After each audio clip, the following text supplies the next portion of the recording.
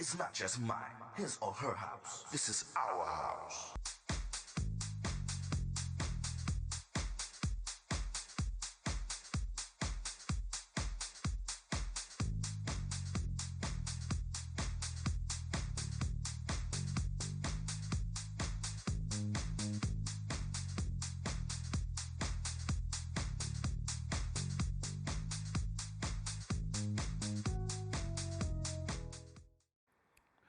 Hello, everyone. My name is Tyrone Lowe. This is my show, The Legends. I want to actually thank everybody all over the world that watches my show and show me love. And I'm giving it right back to y'all guys because without you guys, there wouldn't be no legends. In the House of the Legends, I just happened to be at a club one night with Cult Jam, and I stumbled across somebody through a mutual friend of mine. And before we even get into the show, I just want to ask you a question, Bob. Mm-hmm. How long have you been dating LaToya Jackson?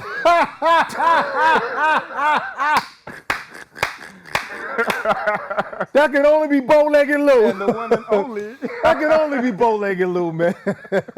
Now I told Lou, man, that's yeah, all right, I'm gonna leave it alone. Okay. And they got the pictures on, you know it's Bow-Legged Lou. That's Bow-Legged Lou woman, yeah. Well, I spoke to Lou this morning, and he said, you know what? Ask Bobby this question. You know what I mean? But what we're gonna do is we're gonna get into the show. This is Bobby Simmons from STETSASONIC, and they dropped a new album. But before we do that, we're gonna rewind back to the beginning and stuff. So Bobby, let's talk about you, man, because how did y'all guys come up with the name STETSASONIC? Well, the name came up from Delight, who's actually, Daddy on Delight are actually the founding members of STETSASONIC. All right. Delight actually came up with their name. Stetsa means style. Okay. And Sonic means sound. So the style that we had in the very beginning, we're talking about probably like 19, but about around that time. Okay. 19 one time. Okay. We wore white. And at the time, nobody in hip hop, well, I can say the year, we talking about like 80, 45. Right. At that time, nobody wasn't wearing white. Everybody would either wear, like at the time, Melanin was wearing leather, right? With the spikes right. on, or some cats was wearing plumas, or stuff like that. The tiger shirts. We went on and performed. We kind of took a page from the church. Church, they used to wear either white gloves, when we pop and lock a dance, or when you went in church. So we said, we just go on stage and our colors, our code colors, were always just white. Okay. And that was our style. Right. And Sonic is our sound. Our sound was more of the big band or the big drum hip hop scratching sound. Okay. So Delight fused the name together, Stetsa and Sonic. So Stetsa means style, Sonic means sound. So how old were you when you really started playing drums, man? Oh, when I actually learned how to start playing drums, I was 5 years old, maybe 6 years old. I self-taught myself. Okay. My father actually took me. I was a young man. I remember his name and everything. His name was Marvin. He was a trumpet player. Okay. And he took to liking and knowing that I play drums. Right. So he took me to this drumming school. My father was like, oh, yeah, take him there because he's not going to play drums. I'm not going to buy him this set unless he knows how to play. Right. So I went to this drumming school. I swear to God. I went there one day, and I went to this drumming school, and they gave me these sticks, and they gave me a pad. Okay. I had a pad with a rubber on it, like this block with a rubber on it. Right. And they said, well, this is how you start. Before you can even know how to play drums, you do mama, daddy, mama, daddy, mama, daddy. You just keep doing it until you do it fast. Right. Oh, great. That was a great lesson. So, Bobby, we'll see you next week. We'll start that again. I'm like, I'm not going back there to start that again. I hear you. I want to play. Like, I want to, Right. So I literally, and big shout out to my man Diamond from the Ohio Players, who's now my friend. Like, remember the band Ohio Players? Yeah. When Skin Tight and Fire, the drummer Diamond. Yeah. I still speak to him to this day, man. I became friends with him and stuff. So, and I said the reason why I learned how to play drums was because listening to Ohio Players records. Everybody thought it was James Brown, but it wasn't. Even though Clive was dope, James drummer, but it was Diamond from the Ohio Players where I learned how to play. I learned what each part was doing. And that's how I learned how to play drums. I self-taught myself. I wasn't going back to that drum school to do no mama, daddy. Get out of here. That take too long. Like, I just want to get on and play. Let me play. Mama, daddy, get out of here. Even though I'm glad I learned how to do that, but I wanted to do what I heard people doing on the records. And then I had cats in my neighborhood that I get to watch too. I mean, I grew up in Brownsville. Right, okay. In East New York. So I had front seat to watch Brass Construction, BT Express, and even Sky. They were in my neighborhood, man. So I had a front seat. Yeah, okay. Like just watching these cats. And Lilo's from there too. Lilo's from Brooklyn too. Lilo's from Brownsville. He's from Brownsville. No, but Lilo, I'm blasting him because Lilo's my man. That's my dude. Lilo's from Brownsville, but he was from across the bridge. Lilo, they knew better to cross the bridge. Now I'm just playing. No, but he's from Brownsville. He's from Brownsville too. Yeah. I've had Lilo on my show as well, man. He used to run a lot. Yeah, he was he actually ran track. Yeah. I actually met Lilo through my brother because my brother, songwriter, he wrote with Lilo on Lilo's third album. Okay. And I was called to play drums on Lilo's third album. Okay. And then after I did the session with Lilo, then he called me again, and I toured with Lilo. We did the Alexander O'Neal tour with the Force MDs. Okay. So I toured with Lilo. I actually still play drums with him now. Actually, the last gig I did with him was at Westbury. Okay. That we did with Jeff Fred and a couple other people. It was the night that we did this system. And that was the last time I played with him. Now I was looking to play with him recently, but I was out of town. I couldn't play at the winery. So my question to you is, how did you guys formulate the group as a chemistry? As a band. Yeah. And also being the first hip hop band in history. Yeah. We you know that we got into a lot of debates with people, but thank God we did the TV one Unsung. Okay. They did Unsung on us. So thank God all our friends, Ice-T, Chuck D, Questlove, De La Soul, they all came together to tell our story on Unsung. Right. So that we can kind of let everybody know that we are the first original hip-hop band. And I say that because I got into a debate with who's another friend of ours from the group Nucleus. Okay. And he said, yeah, but we're a band too, but you guys weren't a hip-hop band. You guys, I always make this joke like, you guys wanted to be Prince in the Revolution. Okay. At the time, because at the 80s, that's what everybody was bucking for. They was bucking to do whatever Prince and them was doing. That's what they were bucking for. Ready for the World. They was all doing that Minneapolis sound. They was bucking for that. Okay. What we did was we stripped that down. Yeah. It was just the drummer. It was just the DJ. And it was just the keyboard player. So we used what we had to make the music we had in hip hop. Nobody was doing that. That's true. You know, we big up Larry Smith, who produced all of Houdini's records. You know what I'm saying? He, of course, you call J.B. Moore and all those guys to play on Curtis Blow's records. Right. So we never said that those guys never use live musicians to play on their record. Right. I always make that clear to people. We're saying we're the first hip hop band to where we formulate ourselves as that rap act. Go down the history of hip hop. No one in hip hop was cleared themselves as a hip hop band. It was just the rapper and the DJ. Right. Rapper or the dancer. You finally had a act that formed themselves as a hip hop band. Well, how do you form as a hip hop band? Well, we had a human mix machine. We had a beatbox who did the percussion. You had a drummer who did all the live drums. Right. You had a DJ who did the scratching. So if we needed guitar sound, he would scratch the guitar sound. Right. Which is Prince Paul. Brilliance. Or would scratch the horn sounds. Right. And then you have our keyboard DBC who would either play certain synth bass lines on a move or he would hit certain sample sounds, which was a screamer. So we kind of stripped down from what you saw your normal bands do. Right. But everybody else back in the 80s, they wanted to be Prince in the Revolution. I don't care what they say. Everybody was bugging for that whole band thing like that. You know, listen to your production. Oh, Brooklyn. Do you guys, everybody was sampling that a lot. Oh, to Go Brooklyn. Go Brooklyn. And yeah. my question to you guys We is, finally getting checks for that. Well, finally, I was just ready to ask you. Were y'all guys getting paid Not for really. that? Finally. Okay. You know, because a lot of people really sampled us. I mean, LL Cool J used it for doing it well. Right. Her just recently did it on her album that was out last year. So yeah, we got a plaque for that. Okay. Of course, we used it on Top Billin', but Top Billin' was produced by Daddy-O. Right. By Audio 2. So yeah, a lot of people use the Go Brooklyn sample. And the basketball games. Oh yeah, they definitely use it with the basketball games. Sometimes when I go to Barkley, I'll be trying to tell people that's us, that's us, that's us. But yeah, they use it in the basketball games too as well. Yeah. You know, hip hop back in the days, you guys were actually doing things that were positive as far as your message is concerned. Right. And then, how did you feel about other rappers that came after that, and they were actually feuding with each other? I wouldn't say feuding with each other, but they were actually not really getting along, you know.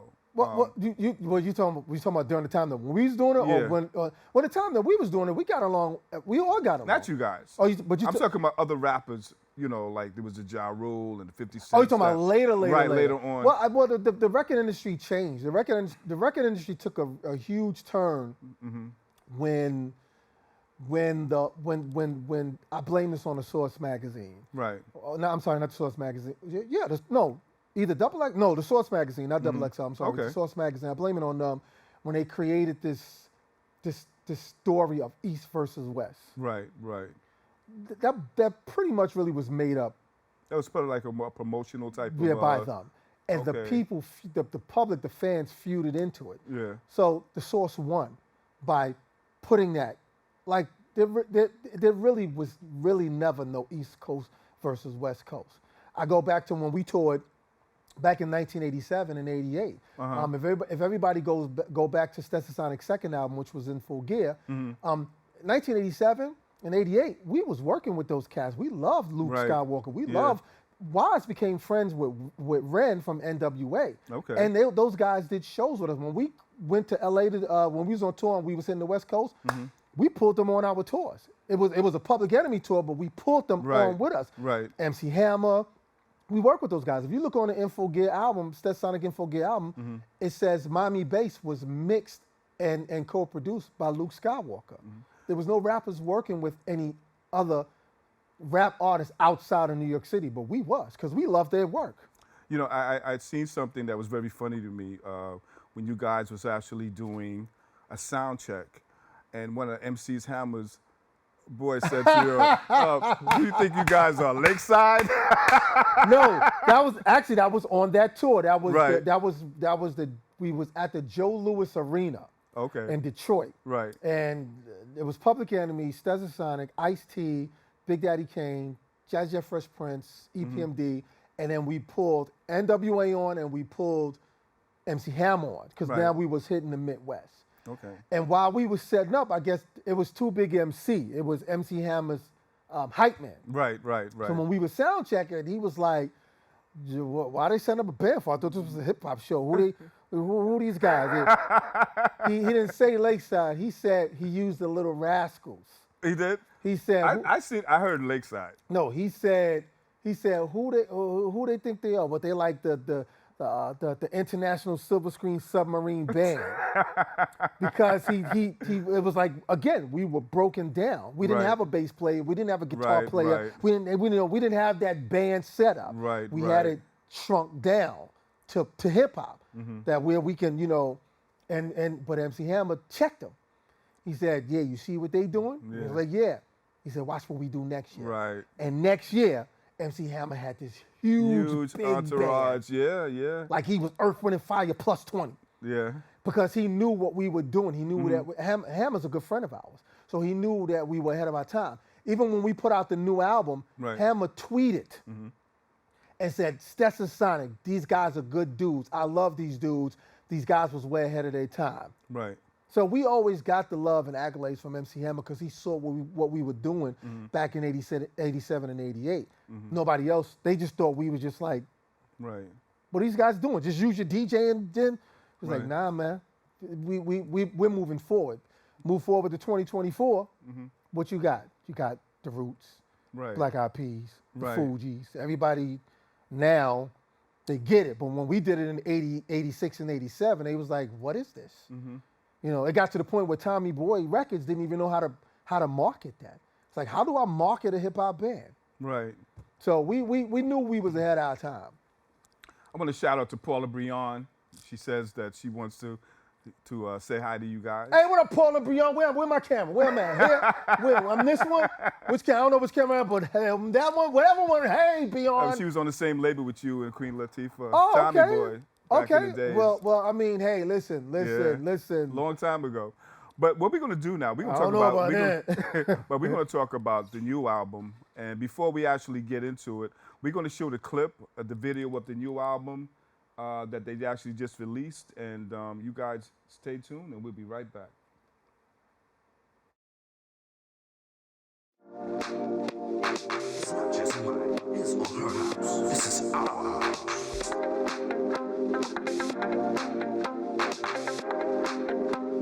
We got some fun people in the house tonight.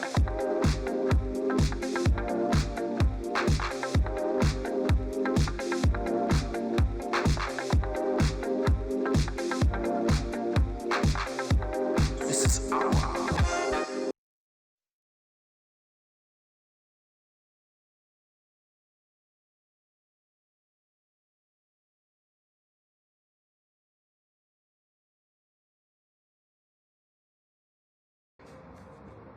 Why?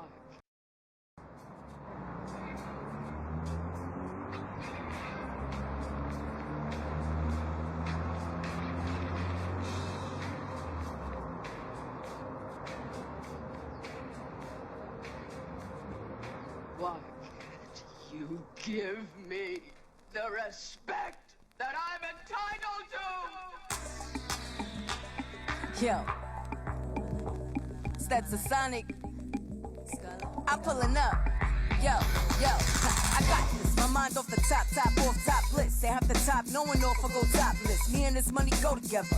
We monogamous. Keep eyes on the prize like binoculars. Block the evil eyes. Sabacha with the little fist. Feel it in the air when I'm around. It's ominous. I'm around them up, run them down like a communist. You ain't about to eat, not even a little condiment. They bars cool for now. My bars survive the apocalypse. Scholar serve zombies, take hostages. Ransom a small fortune, that's a scholarship. Block their little footwork, sorta like a coppola. Mile quick to get to the bag, I'm a doctorate. You the type cooperate with the operatives. Talking to me, ma, they raise up your octave. Put them with their butt to the seat like a toddler.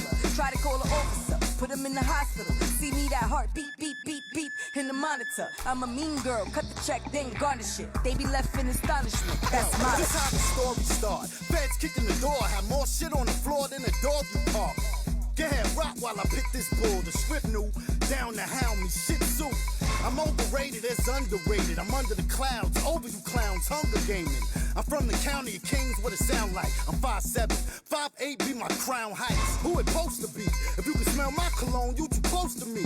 Cats outside studio doors, they hear the chaos. Smooth in the booth, in the seance. Witchcraft, now witchcraft should I play on? When I'm on play, it's all the way, all day long, it's all they want. We don't need y'all for nothing. Cats get crushed, nobody from here, puss. That should keep y'all from coming. You won't come, my home running. You home running your mouth? We at the homecoming. This home's coming. I ghost rope. I'm a hip-hop goat. Ghostbusters with the ghost gun, then I got ghost. Coming like a smooth but hard, like a ramsack. Me and STETSASONIC, the original hip-hop band's back. Filling up stadiums, cause I can. Generate enough waves to get you seasick on dry land. Opponents get a hectic scare. Believe you me, they'll be shocked with me like I was the electric chair.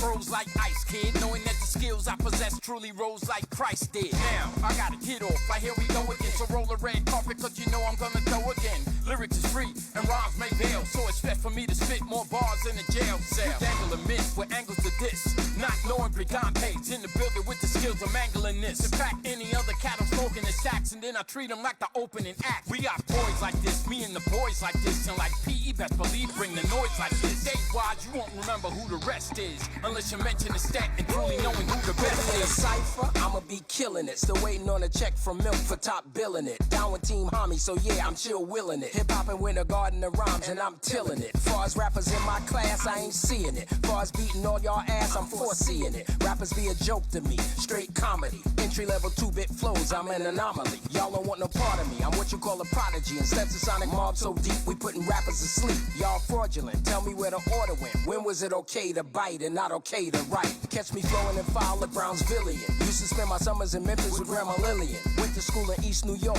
Thomas Jefferson. You could call me Kendrick Cole, hang with the best of them. And I be bringing war to y'all with no truce. Again, I see the fraud in y'all, I got proof. My name, I wear it proudly, Ebony Chief. And like I said before, y'all ain't fucking with me. See? Stand clear of the closing doors, please. That's the end? It's not just mine, his or her house. This is our house.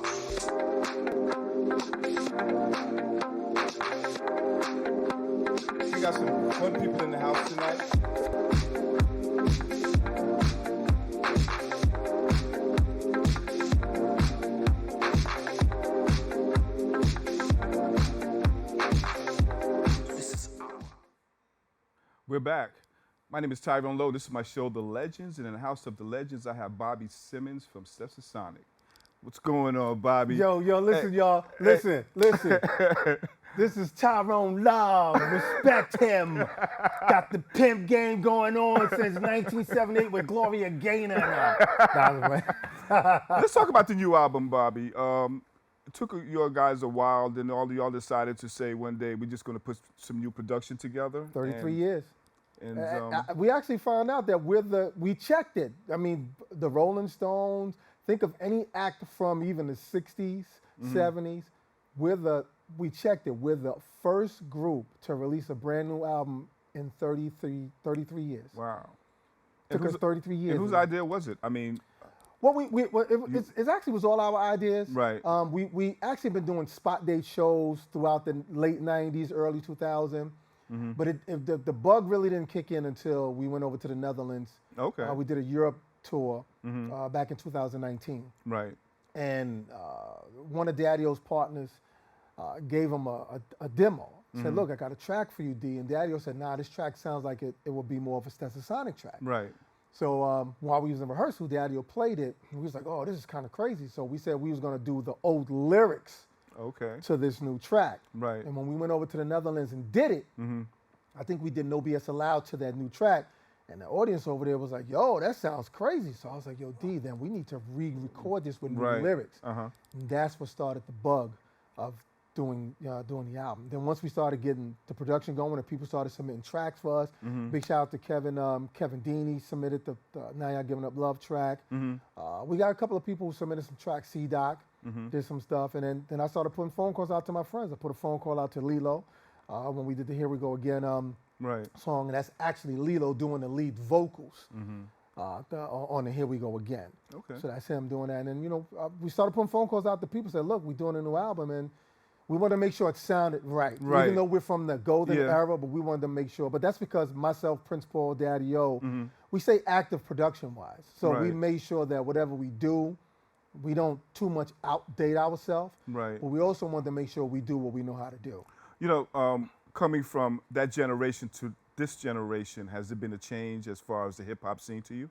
Well, I mean, it's been a change, and we hang out with a lot of the young cats. We see what the young cats doing, but we make sure that they understand. We see what you guys doing.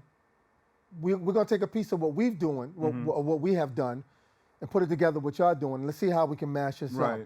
There's some acts that are out there that's producing records. Here's my problem with the generation of hip hop today. Okay.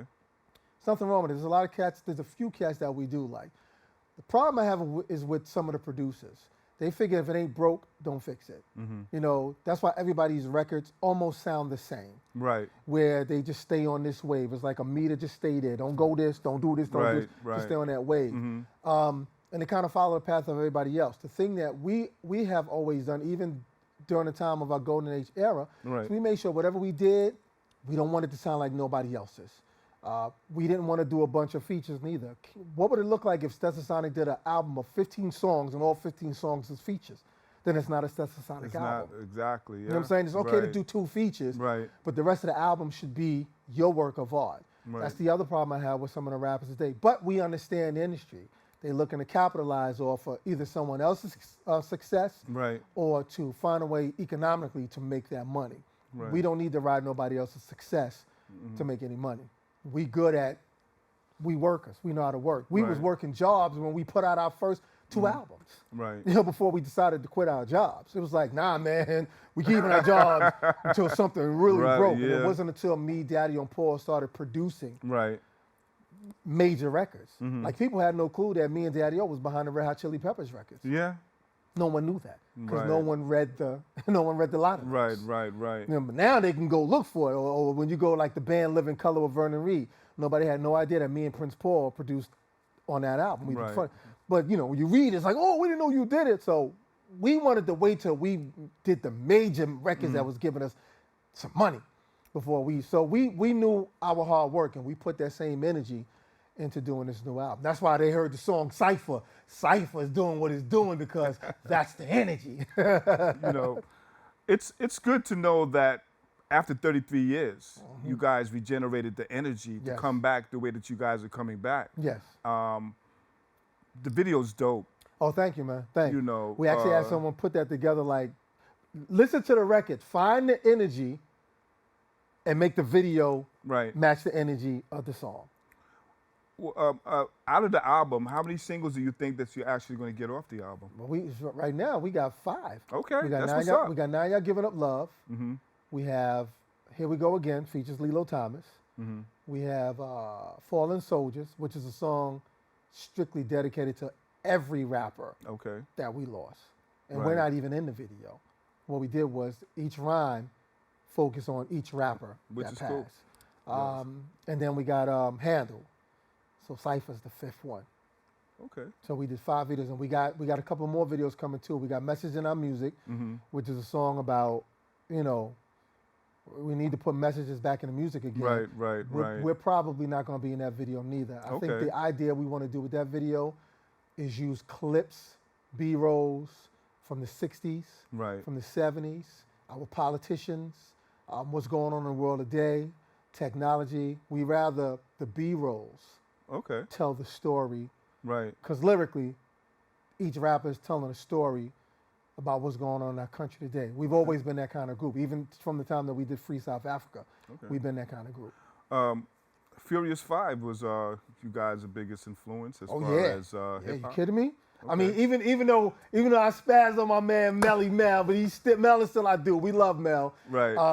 But yeah, the Furious 5 was we looked up to we still do. We looked up to the Furious 5 back then. And cats patternized their style after Flash now. Okay. Because we looked at Flash and like, how do you guys get to do all your rhymes, but it sound like one guy doing a rhyme? Because remember back in the days, that's how they used to rhyme. Right. They used to go, we're going to bump, and then you thought it was one person, but it was a group passing off. It was like, yo, how they do that? And once we figured out how they did it, that's how we did it. Okay. So we kind of patternized ourselves after the Furious 5. Of course, we found our own way because we didn't want to bite off of them, but they was definitely an inspiration to us as STETSASONIC.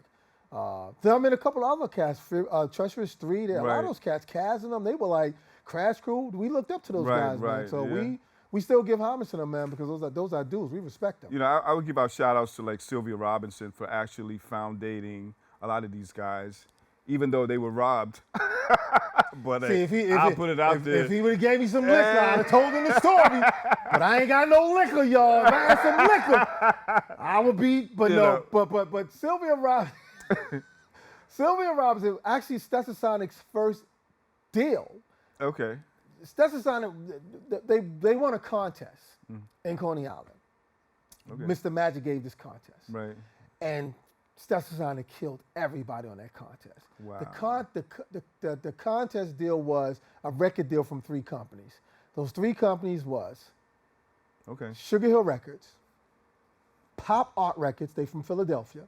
That's them boys' father, the youngsters, them rappers among the youngsters. Right. The back in the days in the 90s, but that's their father, Pop Art, and Tommy Boy Records. Okay. Fly Ty, who was our manager at the time, who, of course, later on, Juice Crew. Right. We were the first Juice Crew, I like to say that.